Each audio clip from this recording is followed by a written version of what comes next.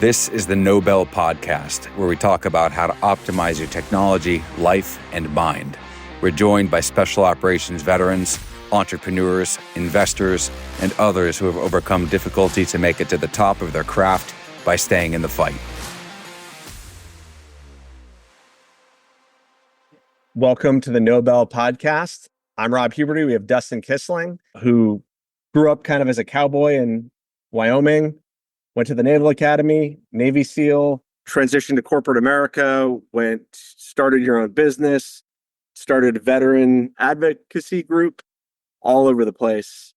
Yeah, a little bit of everything. Absolutely. So tell me, what was it like growing up? Yeah, so I grew up small town, Wyoming. It's a town called Lander, Wyoming. Not a big population. I think the joke at one point was it was cows outnumbered people or something in the state. So super small town. It's an agricultural community, probably just a normal small town ranch kid. My high school years were spent working for the ranchers in the area. If you were to put it on paper, what sounds like a Navy SEAL should be, I think growing up in the ranch seems incredible. Do you think that makes you tougher? What is that upbringing like that educates you, for the rest of your life? Yeah, I think Wyoming's a unique place. You could tie the upbringing, the history, the culture, all that kind of into like what makes people like motivated to go do something like the SEALs. Wyoming's always been like an independent, fierce, rugged state. When you think about how people first arrived there over the Oregon Trail, like these were people seeking a better life who basically just cast everything away, put everything in a wagon and then headed west. So they were rugged, they were tough, they were independent. And I think when you look at how Wyoming, people go through the Oregon Trail, a place called South Pass City, I think that rugged independence and the survival and just that toughness has kind of stayed with the state a long time. So I think that kind of ties into agricultural upbringing as well. Like it's hard work. You're up early, you're up late, you're working. I mean, it's hard. I think someone else on another podcast, maybe it was Mike, mentioned like throwing hay bales. That was Sam. Yeah. Sam shoveled shit. Yeah. Sure. Yeah. That's the exact attitude. Part of that kind of just builds this mindset of resiliency and purpose and strength that I think builds a strong foundation. How did your family end up in Wyoming? So I got some wild stories about my family out there. So in the 1800s, they settled in Lander Valley. So the ranch has been there. It's one of the ranches in Wyoming that's been in the same family for over 100 years. So you're generational ranch. Yeah, we're generational Wyoming. I think we did it at one point. I'm like 8th or 9th generation. Wow. So I mean, it goes deep for America. Maybe I might have exaggerated the 8th or 9th, but I mean, it runs deep by American standards, especially in the West when we didn't even get out there till mid 1800s. Yeah, so they settled a ranch out there, and then the family's still in the family. They've been working it ever since. What was school like in kind of a little bit more rural area? What was that like? What sports did you get into? Yeah, so I wrestled in high school, and then I would run cross country, I think in the spring, just to get in shape for wrestling. Sounds miserable. Yes. Funny story about running. It's once we got out of teams, I don't think I ran for 2 or 3 years. I hated it so much, I wouldn't run. I just was like, no, not going to do it. And it was later after that, I got back into it. But yeah, I'd run cross country in the spring. And I think that was more just getting in shape for wrestling season. And I wrestled. I won't claim to be an amazing wrestler by any means, but I think it builds a strong foundation. I mean, you look at like even the SEAL community and buds and a lot of the succeed there. I think wrestling builds a strength. It builds character. I mean, it's hard, it's grueling work. And I think, what I like about that is because growing up in a small town, I think you'll hear a similar story across a lot of small towns in America. Like, these independent, patriotic kids that want to go make a difference. And I think you'll see that. I think that just characterizes small town America to a certain degree. But then I always like the aspect of wrestling, because wrestling is a team-based individual sport, if that makes sense. Absolutely. Yeah, if there's a team structure to support you to get you to where you're going. Like behind the scenes, the quality of your training partners in practice, the quality of your coaches, the quality of the teamwork that goes, all of that is going to make you prepared for that moment when it's just you. And I think that's, not to go too deep on it, but I think that's a good example of life as a whole. Like we all have the support structure, and even the teams, you've got the platoon. But at the end of the day, like in the wrestling match, you're standing there in the lights. It's just you. They've helped to prepare you for the moment, but you have to perform. So even I think when you think about even like the SEAL community, you've got a team structure, you've got a team support, you're building, you're going through training to make everybody better. When it comes down to taking that shot, nobody else can take that shot for you. They've helped prepare you for it, but it's on you to not mess up. I mean, there's a beauty and it feels, close to fighting. I guess, if you were to box, maybe that's harder, but wrestling feels pretty difficult for a sport. I learned a lot out of it and it helped shape me. Yeah. I think it's character. Yeah. Now, so you grew up, you ended up on the path to the Naval Academy, which is something that you have to plan for in high school. You have to apply. That's a really difficult process. When did you know you wanted to serve, and when did you know you wanted to go to the Naval Academy? Yeah. So just super patriotic. One of my grandpas was in the Navy during World War II, just super patriotic community and environment. And I always knew I wanted to go do something bigger than myself. Early on, like when I was younger, I started looking at the Marines, and I think freshman year of high school or somewhere in high school, we started looking at the Marines. One of my best friends at the time, we looked at the space system where you could join the Marines with your buddy system. And I don't know all the details of it anymore. So we were going to sign up together, but then he ended up. So is that enlisting that you're talking about? You're going to enlist first. Okay. So I thought about enlisting in the Marines. They ended up with like echocarditis or something, which it was fluid around his heart and he was ineligible. Okay.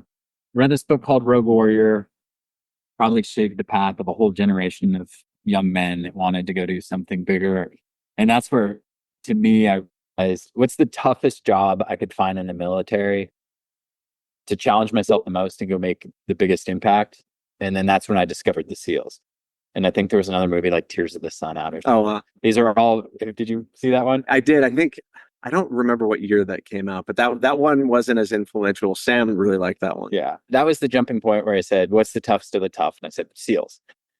And then I started researching it. So I was like, I'm going to enlist in the SEALs and go do it right after high school, go join the SEALs, get into it immediately.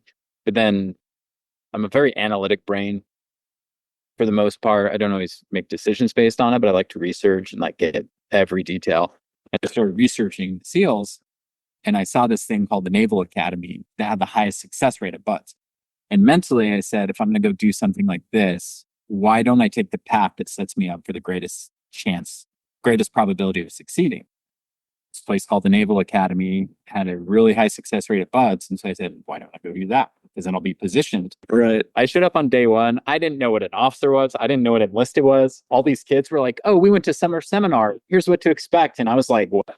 Like, what am I doing here? Because I had the end state in mind. Right. And it was just a step in the process to get there. Were you a troublemaker at all? Did you fit in with that? Did it satisfy an itch that you had? I did get put on restriction once. I think I probably would have got maxed out. There's this black N sweater, that everybody wears. It's like yellow with an N star or black N or something on it. I forget all the details, but it's when you get maxed out. Maxed out is max tours, max demerits, max restriction days. So you get a piece of clothing for that? Yeah, you do. And then I'm like, there's an event every year that I think it's Halloween when all the people who've got maxed out like wear their sweaters proudly through. Oh my God. The thing. So I did get in trouble once. Stood restriction. Got to pay my dues on all of that, it's unique, I think, to the military academy. So yeah, I hated it. Yeah, I struggled. I was a straight A student. I had 1B. It was in like French, but then I went to the Naval Academy and I was so over my head. I think it's like anything else. If you just put your head down, you can make it through. It's not fun. And there's a common saying about the Naval Academy. It's a good place to be from, but not a fun place to be, or something. Like, I might have messed up the paraphrase. I will say, despite all of that, the Naval Academy has been the best networking thing I've ever had in my life, more than the SEALs, surprisingly. So you go through the academy and then you have to get selected SEALs. What was that like? How did you prepare for that? Yeah, I think it kind of goes back to my first statement, was like, the academy has a high success rate at BUD/S, where they did traditionally. I haven't looked recently. Yes, because it has not changed. Because you're so prepared for it. And so academy, you do like a weekend screener, and then you do like interviews, and you do PSD. You do all of that continually. I didn't get it first round.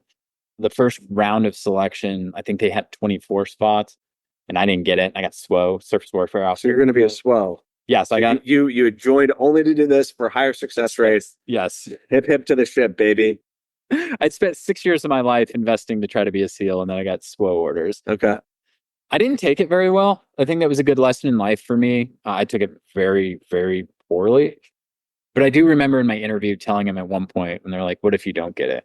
And I was like, I'll be back. You will see me again and again until I get a yes. And I was like, I will commit my entire existence as a SWO to coming back. And that's what I told the panel interview. And so, yeah, I didn't take it very well. Obviously, you invest 6 years of your life with this expectation and then it doesn't come to fruition. I mean, it's a mental struggle. There's no easy way to put that. But then there was like a late round selection. The academy got 2 more spots. We got 26 spots, I believe, that year. And I was one of those selected. I found out late. And so it was like awesome, finally. But I was like the second round draft pick for SEALs at the academy. They call the person who graduates last in their class at medical school doctor. Yeah. So it doesn't matter. You're good. But I mean, I think that's part of it too is, I think sometimes the academy gets a bad rap. They get a bad name. I will say there's a lot of people that are very by the book, every checkbox, everything. But I mean, being a little bit of a rebel, standing some restriction, getting in trouble. I didn't have the best grades. I feel like that's a story for most everybody. Yeah. We talk about that a lot, about getting in trouble, particularly at the academy. Yeah. And for some reason, I think very successful people probably threaded that a lot. I do. And I honestly think that makes good rounded officers. Because like, if you're, especially in the platoons, you've got like hard charging, aggressive people who are out there to make a difference in the world. And you're highly trained, you're highly prepared. And I think you have to have someone that like connects or empathizes with that to a certain point. So it's not just like, here's the line in the sand and we're just going to punish everything. Like you got to have someone that's been there a little bit so you can understand the mentality and the aspect. I think it's a lot about just like understanding people and what motivates people. And I mean, I would say that that's not a bad thing coming out with a little bit of academy background. There's probably a lot of officers or admirals or whatever might disagree with me. But I mean, I only did 6 years, so maybe they're still there, so maybe they'll have a different take. Buds, did it live up to what you wanted? You were thinking about it for 6 years. Buds sucks. There's no way around it. I don't think you can sugarcoat the fact that Buds. It's pretty bad. Yeah, there's nothing to say. Oh, Buds wasn't bad. But the academy also, I think, is a unique position. Is one of my buddies at the academy said, if an officer goes through academy and makes it and quits, like he's. I think the way he phrased it was like he's dead. Right. And when you look at it, because at the academy you have a screener, like I have buddies who went through a year ahead of me. Like I don't want to see you get it handed to you, but you get it handed to you a lot more information than like some of the guys who just go in without the background. You still have to succeed, but like you have a better understanding of expectations. So I mentor the ROTC kids here. One of the kids that I did has made it through so far. Others haven't. It's really challenging. And I've got to see that from an outside perspective. And the academy preparation is better than the ROTC preparation. It's not close. I think all of the data supports that. And a lot of it is the expectation management of like, what the evolutions are, what to prepare for. How bad it really is. Yeah. Because I think that shock, it's no matter how we can shock you, there's no true prep for that. To have like actually specificity, I think really aids them, and then train for it for 4 years as opposed to perhaps you go to ROTC, you only did it for 18 months, you're getting ready. Yeah. There's a distinct difference between performance, is my understanding. And I think it's preparation and knowledge, because knowledge is power. Even then, like you can't prepare for the pain of week, but you also have a better expectation. I mean, my experience to look at that was I went all the way up until the Friday before Hell Week and I got rolled. I got a safety chit actually for running so slow on a run that I endangered the class if I think what my chit reads, because I had like 3 stretch before Hell Week, you said? Yeah, the Friday before I got rolled in my first class. What was going on? Stress fracture. I had and it was funny because I went into the doctor and I remember going in and being like, this hurts here. I think it was 3 or 4 stress fractures. I mean, my legs were jacked up. And I remember the doc at one point was like, you're faking it. Get out of my office. Because I mean, like, yeah. And he's like, they're not that great. Yeah. And I was like, can I just get I forget what it's called. Like not an x-ray, but the next step for stress fracture. Right. No. And finally, I remember at one point threw the clipboard down. He said, fine, I'll give you one. And then when I got in, ended up I had like legit stress fractures. But I got my only safety chit at Buds for running so slow that I endangered the class, which is hilarious. But then I got rolled on the Friday before Hell Week. So I'd already been through that first 3 weeks. So my next time through, and it's just knowledge is power, is when I went through the next time, I was able to game it a little better because I knew what to expect. And I would say the second time, pre-Hell Week, going through it a second time was a lot easier because I'd be like, okay, boats are going to get secured soon. Put out on this one or win this one or start winning. Like, not sandbagging the rest of it, but you just knew kind of there was an end to the misery and you kind of had expectations. So I would say the second time through the first 3 weeks was like a lot easier.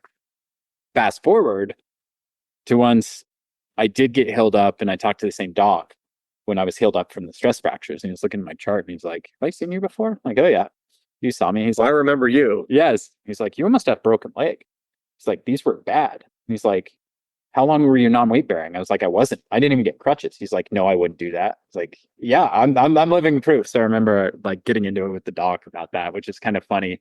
I do think some of the mentality is that like you're in a very difficult training. Like, what do you think that we're going to do for you? Yes.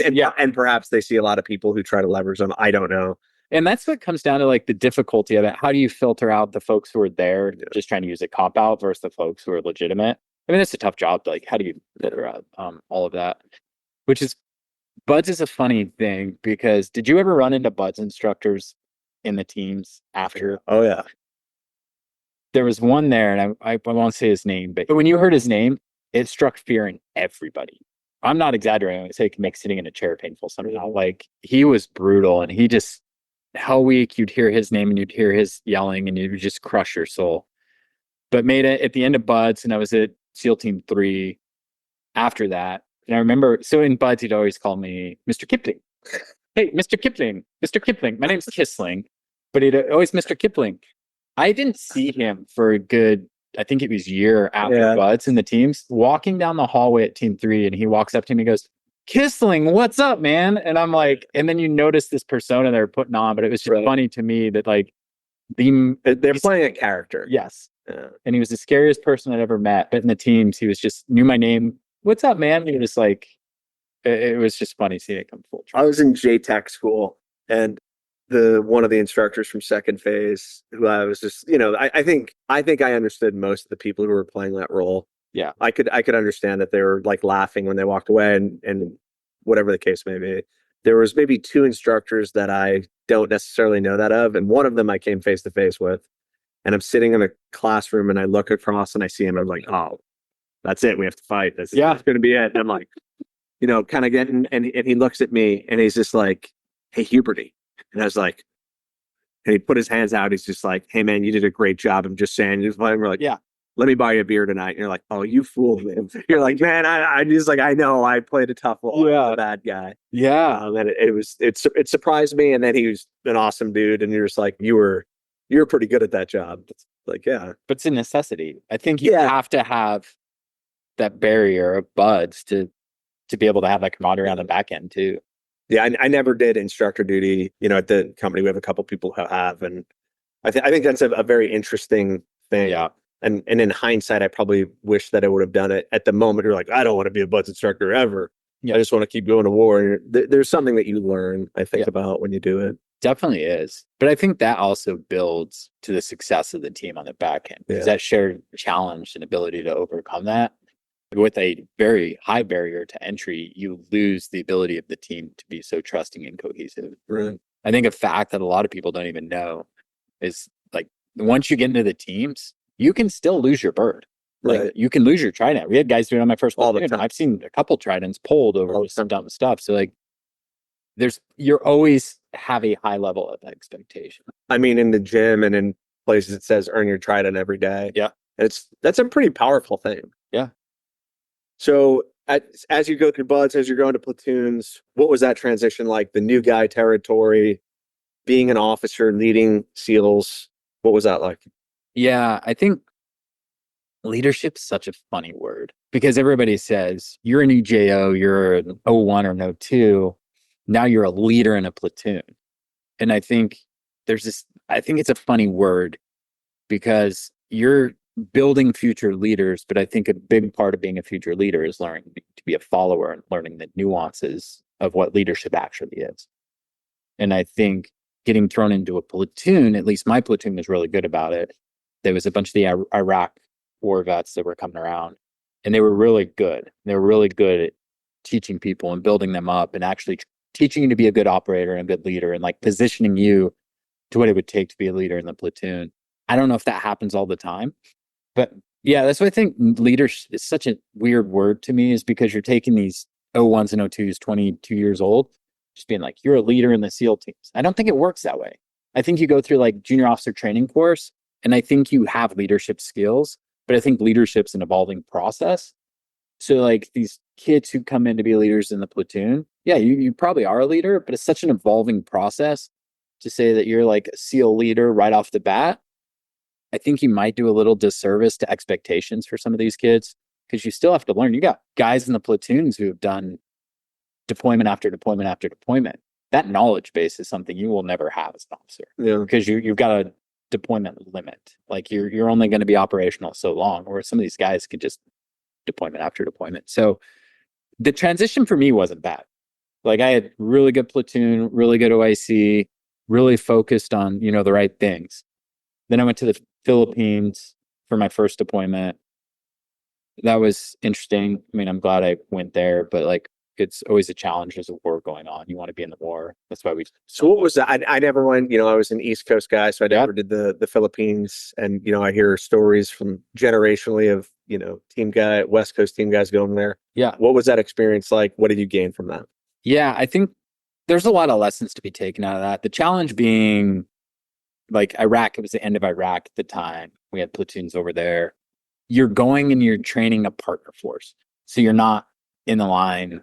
You're not in the battle. If you think about governance and access and all of the stuff that goes into sustaining a foreign country, it's a very big, heavy lift. We have, like, you look at the US government from the government side of the house, staff, you got embassies, you got a whole bunch of staff behind supporting our mission with a foreign country.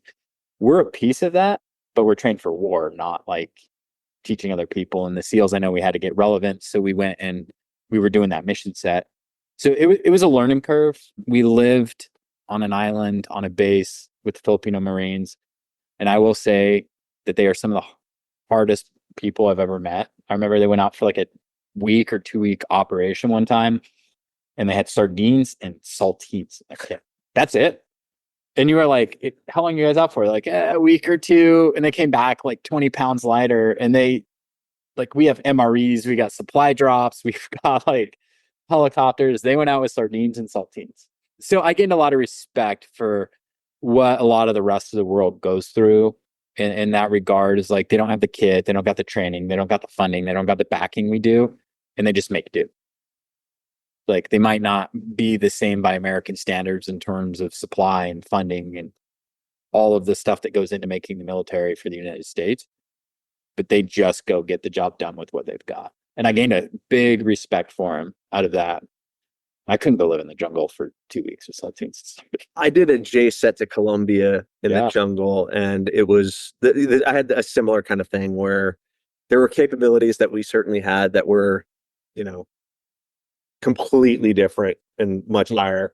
But the jungle is a scary place, and everything is trying to hurt you. Yeah, my first month in country, I slept with my light on, because the first night laying we built these wooden structures on the bases in the jungle. So, I mean, it's still a base.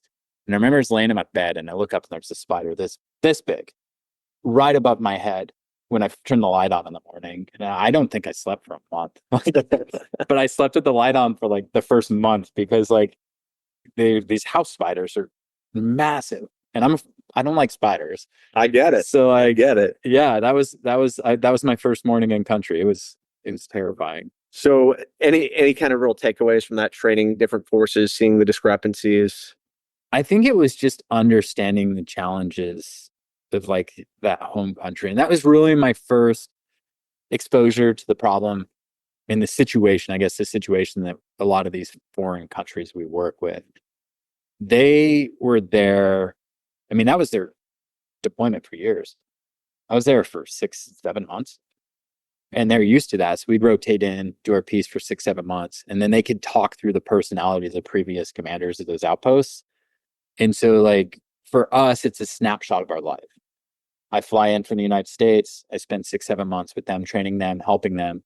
For them, that's their life. Like they're there for a couple year deployment. Like they're in that country. So what I also like bizarre to us in the US, because I think we're super, super fortunate to live in a country where we don't have to deploy our military forces to simply protect us against terrorists, which I think it's not the case over there. Right. So I think taking away the perspective of the life we have here under the Western standards is pretty dang good. Like we don't have to deploy a whole battalion of Marines to fight terrorists on US soil. Deploying to different parts of the world makes you appreciate the things that we have for sure. Yes. I know that, going to Iraq, Afghanistan, JSETs, whatever the case may be, going to Colombia and seeing the good things that we have that perhaps we take for granted. Yeah. It's a lot easier to go through life and not take what we have for granted. Yeah. Just perspective. Afghanistan too. Going over there. So the first time I was an augment to another unit. You said something earlier that I would like to come back to is like expectation management. And there's a very, very smart officer that we were working with. And that was his thing. He just sat us down and he goes, hey, you guys are JOs. This is your role. He's like, expectation management. If you set your expectations properly, then you won't be disappointed. You won't be frustrated. You'll have the right outcome of the situation you're in. So that was probably the biggest lesson I ever took from the teams in terms of just like conduct and it's came over into life too, is expectation management. If you set your expectations appropriately and you can manage those appropriately to the situation, you're able to deal with any situation in life. It's just what your expectations are. That's one that you said earlier. And I that's one of my biggest takeaways from that officer was like expectation management. I only worked with him for like short 2-3 months.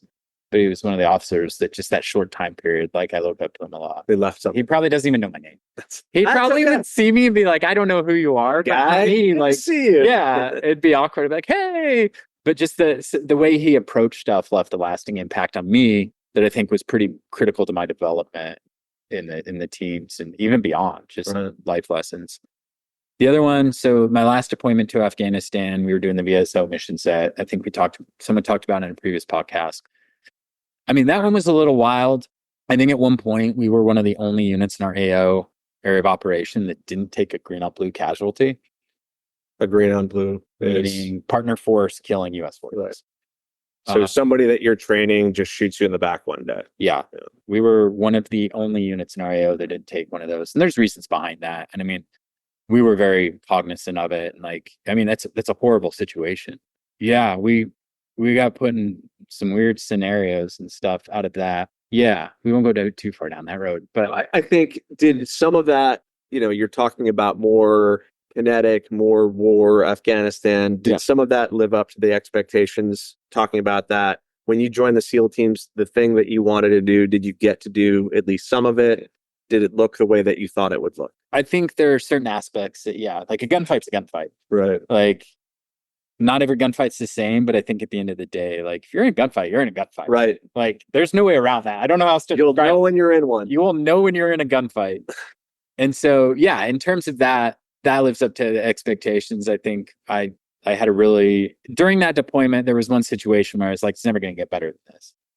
We had like a automatic fire coming our way. Our snipers were shooting at somebody. We had 2 helicopters providing air support. It's like the brass was landing in our and I'm like, and you're just like, I've seen this in movies. Yeah, that's cool. And then we went on another op with the Marines that was, I mean, I would say it's as close to what you see in a movie as possible. At one point, they were shooting HIMARS, dropping GBUs. I saw a tank get blown up. So HIMARS are the missiles that you see in the news, and then GBUs are guided bombs. Yeah, big bombs. I watched a tank get blown up. That's pretty cool. It's wild. I watched a medevac helicopter get shot off approach. I am very inspired by anybody who had what were the call signs? Pedro and Dustoff.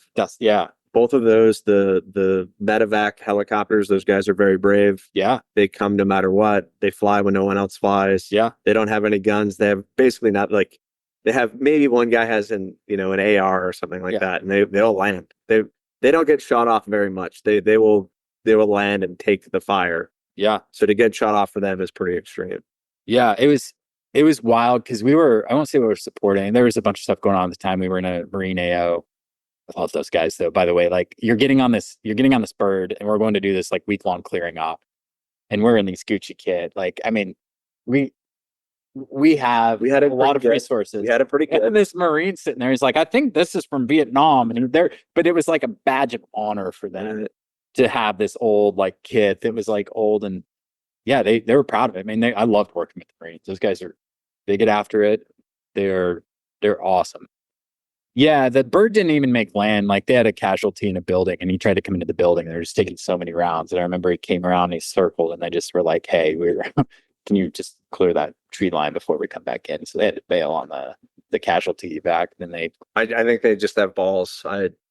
It almost like makes me want to tear up when you're talking about like, yeah, man, it's American. I'm coming. You're like, yeah, they're there for you, which is, I mean, I want to segue this into a little bit of the nonprofit group, the work I did. One more thing I will say on Afghanistan is my biggest takeaway from that. I remember there was one point where our guard called me out. And he's like, hey, can someone come help me? And there's this kid throwing rocks at him. And he was like, what do I do? I'm like, let me go get the interpreter. And so I went to get the interpreter and I came back and the kid was gone. And there's this local kid there smiling. I'm like, what happened? And he's like, I got rid of him. He won't bother you again. He didn't get rid of him. He's like, he won't bother you again. I took care of it. I'm like, I don't even want to know what that means. But awesome. Thank you. And he goes, I know you were here to help brothers. And he said, brothers. And so we were talking a little bit through the turf and he's like, brothers. And I was like, yeah, it's pretty profound. He's like, he's from the desert. He doesn't know that you guys are doing good for us here. So I told him, go back to the desert. And he's like, brothers. And he said that. And so I remember we'd go out during the daytime because VSO, it's not all like nighttime raids and ops. You're like doing a bunch of presence stuff and trying to help the local populace so that they could be sustained after we left. Leader engagement, KFPs. Yes. And so I went out after that and he would see me and he'd come running up and be like, brother. And so it was super cool. And I always remembered that despite being our mission set to go like kill bad guys, what we were doing was trying to make a lasting impact on the lives of these kids. So I was only there for 9 months, I think. That kid is going to live the rest of his life in that environment. So I always like to think that, unfortunately, events last year kind of changed what I was always hoping would happen. But I always hoped that in the long run, even if I could change one life out of our conduct, not taking a life, creating a life that someone has a better opinion of the world, better opinion of America, that would grow up with a different viewpoint, would have been worth all of that. Right. I always until last year, liked to think that like that kid out there somewhere I will never know, but I tried to make a positive impact in his life to some degree. That's the humanitarian side of it. I'm like a softie at heart. And then we kill bad guys when we could. Right. Yeah. So that was always something I like to think that was like we were leaving a lasting piece there. You get out of the SEAL team, stayed in for 6 years. Where did you go next? Let's go into Vogue. Let's talk about that first. Yeah. So to answer that question real quick, I got out with no plan. I'm like the exact case study of what not to do when you leave the military. Perfect. I had no plan, no job, nothing lined up. Moved back to Wyoming and was like, I got nothing in the books. Typically unusual for officers. Yeah. More common for enlisted guys to do that. Yeah. So I'm like the case study on what not to do. But also I would say it worked because I'm here. Right. And working with you guys and getting able to do like solid work in the world now and like have a purpose and a mission. But like my path has been kind of weird. So I got out, went work GE, worked for a midstream company, oil and gas midstream that got acquired by Williams. Then I worked for GE. So I worked for these big Fortune 500 companies for a while. It's painful. They have their purpose and they have their processes for a reason. You got to manage that many employees with some sort of process, but it's a challenge. Kind of did a couple things. I quit GE at one point and just went travel the world. I biked across the world for 4 months, climbing mountains, just living off a bike trailer for 4 months with a buddy of mine. When you say bike, what does that mean? So we had like road bikes, and like the first event we did, we biked from Normandy to Chamonix, France, all human powered, took all our gear, climbed Mount Blanc, and then biked back to the ocean. So we did like all of that with all human powered. No Nazi. Yeah. And then we did that in another country. We biked. Yeah. So like it was like a 7-day bike ride in and then like a 5-day bike ride out. It was grueling. It was brutal. Like you're doing like 100-mile days with a 60-pound pack or 60 pounds in a bike trailer. So it was a good experience. So got into the outdoor space that way, kind of just lived that nomad lifestyle for 4 months around the world. I left the US, came back 4 months later, and it's kind of like deployment. I was like, I could live out of a bike trailer. So shortly after I got back, I was in Colorado, got invited to an event. I met this guy named Josh Jesperson, which I think you knew him in the team. Was the buds with him? I was in platoon, Josh. Yeah. And so I met him in the Colorado SEAL network. And then one day, so we did a bunch of stuff with him in the outdoors. And then one day Josh calls me. He's like, hey, do you want to make a difference?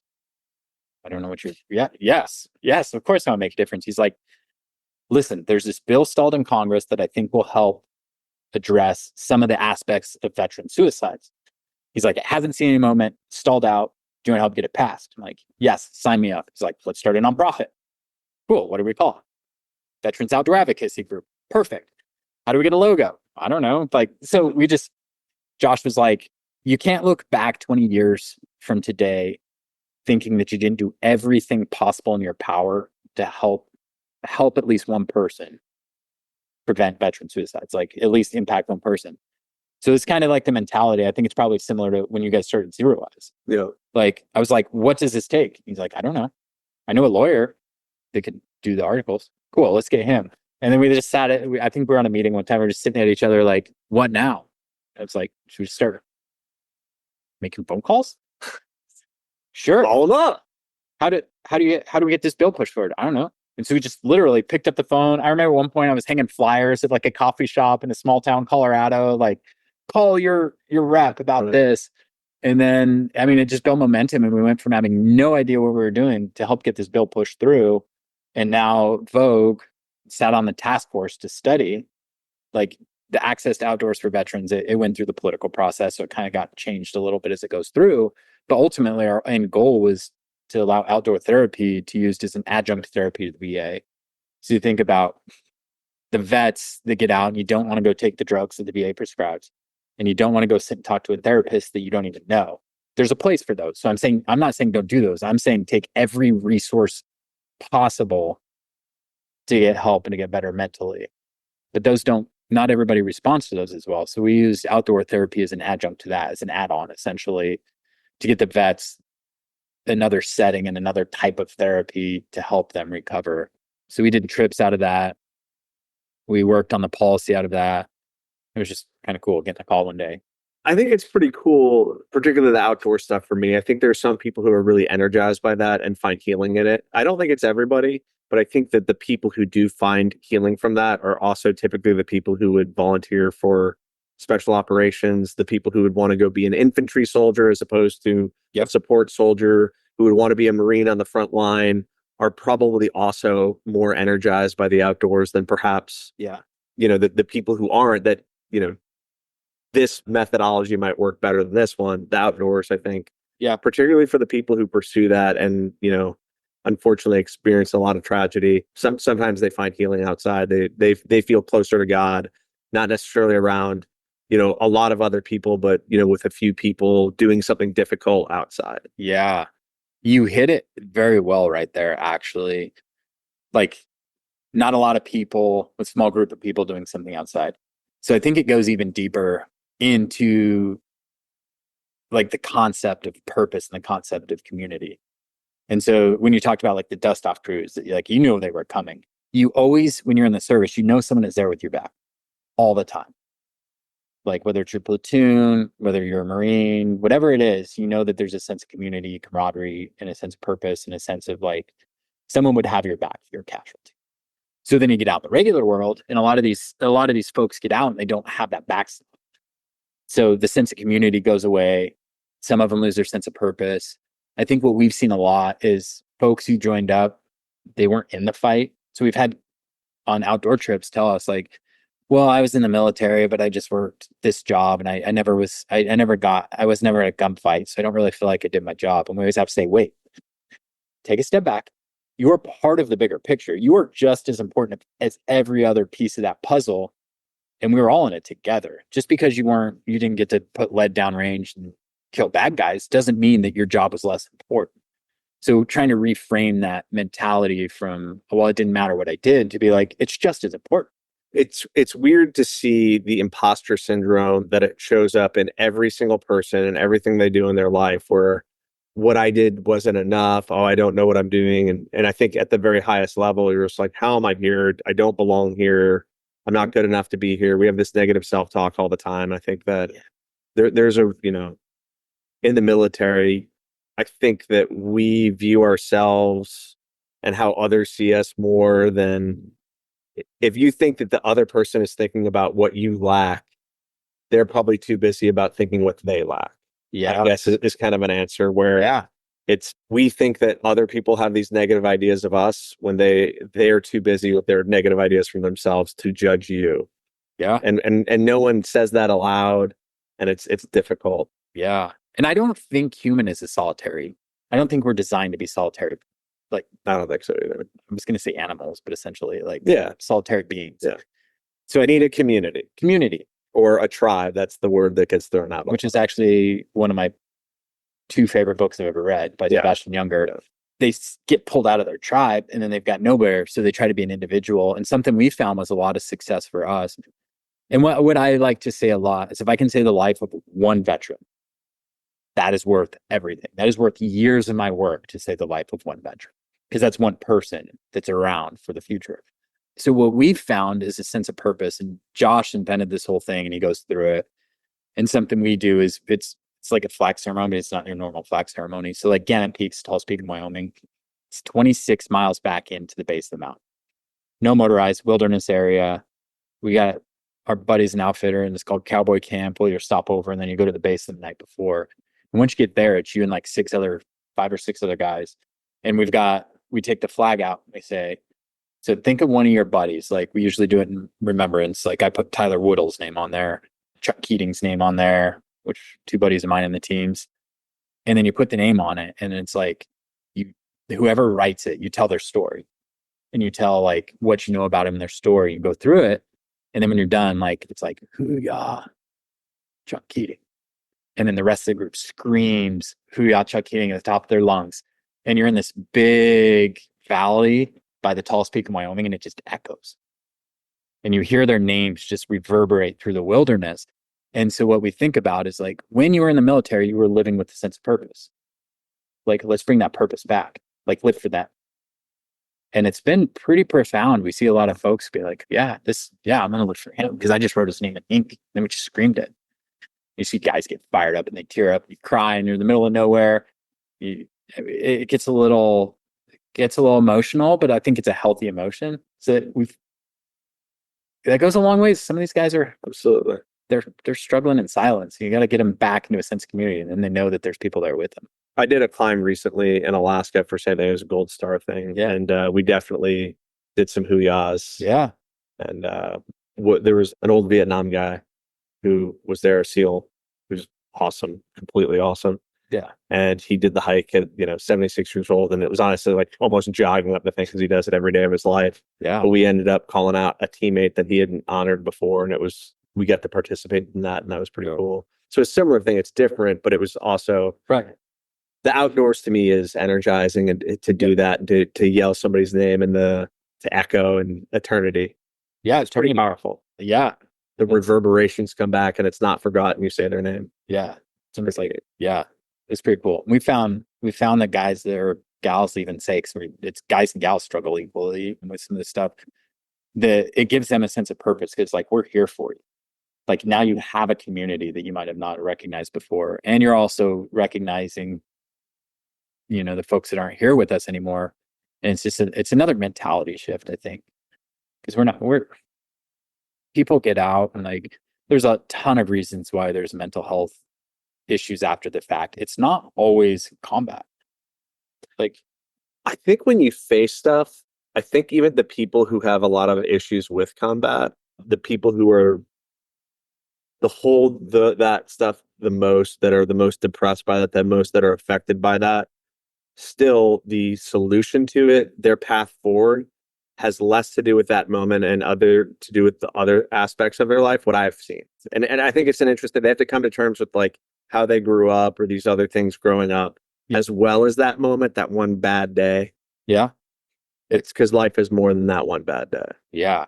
But once you're in that one bad day, how do you pull someone out of it? Right. And then I think part of it's an identity. It's a big change. Like going from the structure and the purpose of the military, you get out and you're just like, what now?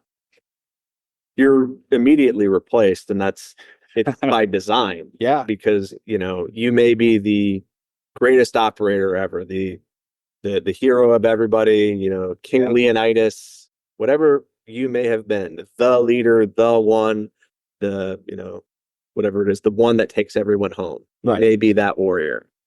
But as soon as you retire, you were replaced immediately, because if you were killed in combat, they'd have to replace you anyway. Yeah. The whole U.S. military teaches you how to get replaced. Yeah. And it's pretty depressing when you're totally replaced. And, perhaps your name is remembered by your friends, but a couple years later, I'm now 10 years out of the military, and a lot of my friends are retiring at this point.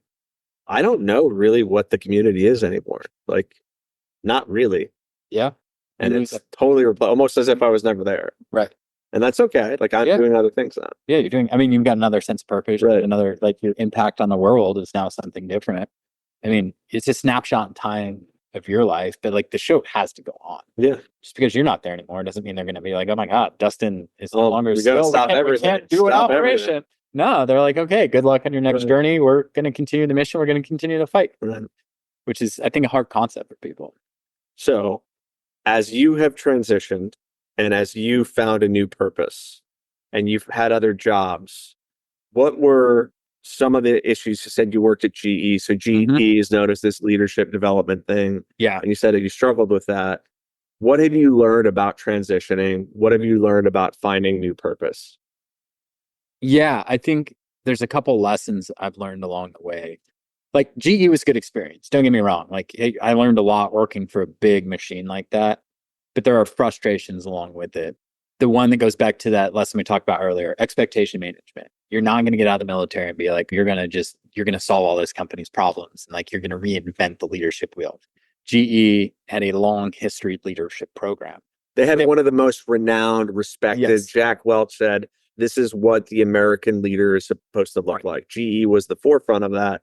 And, you could say what the effect was, but I think certainly in the 90s and 2000s, maybe it was forging the best leaders in America. GE was thought to be that. Yeah, it's like the peak of corporate leadership expectations. Right. Yes. And you were in the tail end of that, and they're still around, but they're not what they used to be. Right. So you were probably in the middle of some of that, right? Yeah, on the back end. On the back end, when they were trying to go through the back end of that. So I mean, it's also like just the same way the military will replace you, so will corporate. You're going to go on a spreadsheet. Right. Like, let's be real, at the end of the day, it's about profit. Right. It's about margins. It's about the business use case. So they want you to be successful as your job, but at the end of the day, you have to understand that you're a piece of a big moving machine, and your impact might be like so incremental you don't see it. I mean, maybe on that one project or whatever. So that was a good lesson. It is what it is. I mean, I don't know how else to describe it. Like, it was a good lesson. I actually, some really good people were there. The best person, I think, there was some of the best corporate leaders I've met were actually there. I actually respected them a lot. There's a gal named, I don't even know if I've ever told her name was like Janet Cooley. She was one of the project manager leaders or whatever it was. Like, she's like one of the first people in the corporate world that I really saw, like, her approach to like managing the team and managing stuff. And I have a ton of respect for her. And she's probably one of the earliest people in the corporate world. I was like, that is someone that I admire, how they conduct themselves. And so like, you'll find those people everywhere. And I think it goes into a little bit about what is leadership. Like, there's core tenets of leadership that I think you could translate across the board. But I think if you took a deep, hard look at it, and there's so many case studies and this and that, can you take the same exact leadership approach to different things? I think with nuances and ability to adapt, but I think leadership is also an evolving thing. Like, if you took like a Steve Jobs or like Elon Musk, or you took like a Petraeus, or all these big recognized leaders, do they all have the same leadership style? I don't think so at all. I would argue no. I would argue what I saw in the military applies very little to what I've done the rest of my life. I'm still learning, so I don't know, but I feel like a lot of the lessons I learned in the military was what not to do, unfortunately. Yeah. Rather than what to do. It was led by, this is a flawed system. part of it is because at some given point, they may tell you that you kind of have to die. Keep charging. We expect 50% casualty rate. And you have to have an organization at its core that makes you do that, right? Yeah. The SEAL teams don't ever have missions that are that way. Right. But it has to exist that we have to make you give the ultimate sacrifice, and we kind of have to trade your life for it. And we are making that decision, and you don't get to make it. Yeah. Right. And so there's a lot of reason for, good order and discipline as it is seen at a very large scale. But I think that the ability to come down to an individual level and actually treat everybody fairly but differently is absolutely critical. There is no such thing as treating everybody equally. Right. And I don't think that you should, and I don't think that should be the goal. It's fairly. And that's something that's different, and I don't know, in my opinion. Right. And you give people what they need, and sometimes people need other things more than others. It's tough, and I'm still learning what that is and how that applies. I don't know. My biggest challenge going into the civilian space was coming out of the military, where everybody was motivated by a common purpose, common team. Like you had this, I mean, because you go through a very long training vetting process to ensure that everybody has the same concepts. So in the civilian space, the biggest lesson I had to learn was like, some people are not motivated by mission. Some people are motivated by money. No. And then some people are motivated by the mission. Like, those are two different problem sets as a leader to deal with. Someone who's after the money and someone who's after the mission. And I'm not saying everybody is, but I did run into a previous jobs of mine, and I won't say which company. There's some people that are just there for the money. Right. And that's a whole different approach than someone who's motivated by the mission. So, I worked at a warehouse, and in that warehouse, there's a lot of different people who had different answers why they wanted to be there. And, it wasn't necessarily for high pay, but they need a job. I'm doing this for college money. I'm doing it for X, Y, and Z. And one person came up to me one time and he was like, "Why are you here? Like, sometimes you're really good and sometimes you're not. What's going on?" And he's just like, "Oh, I'm here to meet girls." And that was an answer that I never saw coming. And a lot of people are for money. And they're like, "Oh, that department is $1 more an hour. Don't care anything in the world. I want that $1 extra an hour." And okay, that's how you're motivated. Yeah. I think, man, it's such a complex issue. You got to look at, like, some people are just struggling to pay rent too. So that $1 can mean the difference between groceries or not groceries. So I have always been highly respectful for the single moms and all of those, because they're on a no-fail mission. They do everything they want. The only thing, don't mess with my schedule. I need to pick my kids up at this time, and I need this to work. And they were always the best employees to me. The human psyche of what it takes to, like, succeed, like, it's almost like no fail. I mean, I think some people misunderstand the fact that, like, a business unit has to succeed, right? You have to have performance to be able to succeed. But there are some people in organizations that they're on a no fail as well. Yep. Like, they got to put food on the table. They got to pay that rent. Like, I mean, that's a whole, like, aspect. I think sometimes you think, like, just the mission, pick up the weight. And you're like, there's a human component in the civilian space that I think people don't understand. Transitioning out of the military specifically. So we'll start wrapping up here. A couple things. What is the thing that you have learned that you would tell somebody else who is transitioning? So somebody who's getting out of the military, you've gone a path that, it's many years removed. Yeah. You've gone down corporate America. You started nonprofits. You've been an entrepreneur before. We didn't really get into that much, but you've gone down all of these paths. What would you tell somebody who's on that path right now? So I would go back to when I got out without a plan. And there's some lessons I learned that when you go to the transition programs, and I'm a little unconventional in some of the stuff I'm going to say. So that's okay. There's more than one way to go about it. I always like to say, take the pieces of advice that apply to you and apply them. And there's ones that don't apply to you and just don't do it. So mine, I would say, take a job. Like, your first job out of the military is not going to be your long-term job. Like, statistically, it shows that veterans quit their first job within 2 years. So I went and got an MBA, and it's the same story. So you get 2 years of an MBA and you get your first job. This is the best job I'll ever had. 2 years, you're done. Right. On average. And I did too. I left in 2 years.